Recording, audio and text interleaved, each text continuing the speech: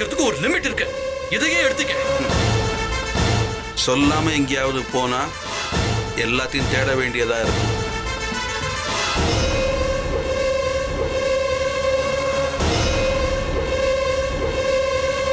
மல்லிகா யார்?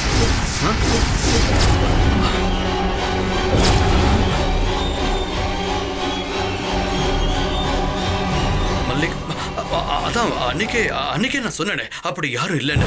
நிஜமாலுமே யாரும் இல்லையா? குற்றாலம் மல்லிகா.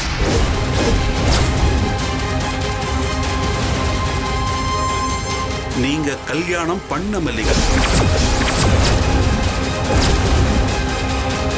உங்க பழைய காதலி மல்லிகா.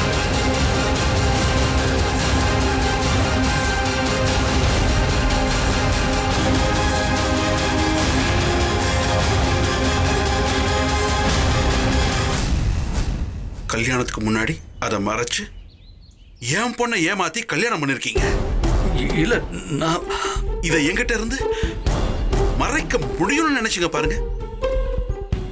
இத்தனை வருஷமா மறைச்சிருக்கீங்க. உங்களை என்னமோ நினைச்சேன். பயங்கரமான ஆளா தான் இருக்கீங்க கார்த்திக்.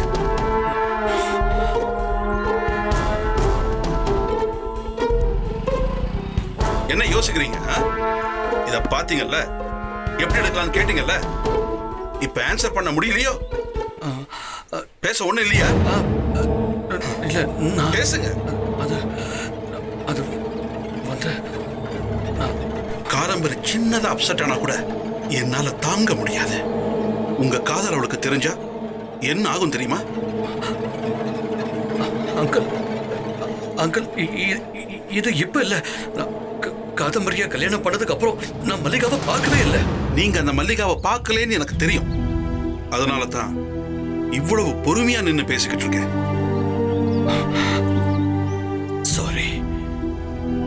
காதம்பரிக்காக, ஸ்ருதிக்காக நான் இதெல்லாம் தெரிஞ்சும் பேசாம இருக்கேன். இல்லைன்னா நான் எப்படி ரியாக்ட் பண்ணுவேன்னு உங்களுக்கே தெரிஞ்சிருக்கும். இல்ல, மல்லிகா கல்யாணம் ஆகி வேற எங்கேயும் இருக்கா. இப்போ எனக்கும் அவளுக்கும் ஒரு கான்டாக்டும் இல்லை.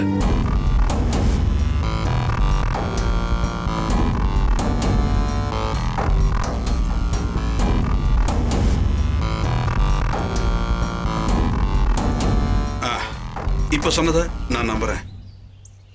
எப்பவும் இப்படியே இருக்கணும். மல்லிகாங்கிறவ உங்க லைஃப்ல ஒரு பாஸ்ட்.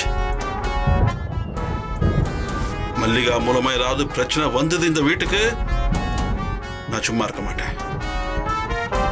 என்னை பத்தி உங்களுக்கு தெரியும். இதுக்கப்புறமும் மல்லிகாவால காலமுறை லைஃப்ல ஏதாவது பிரச்சனை வந்தா நான் என்ன வேணாலும் செய்வேன். ஜாக்கிரதை.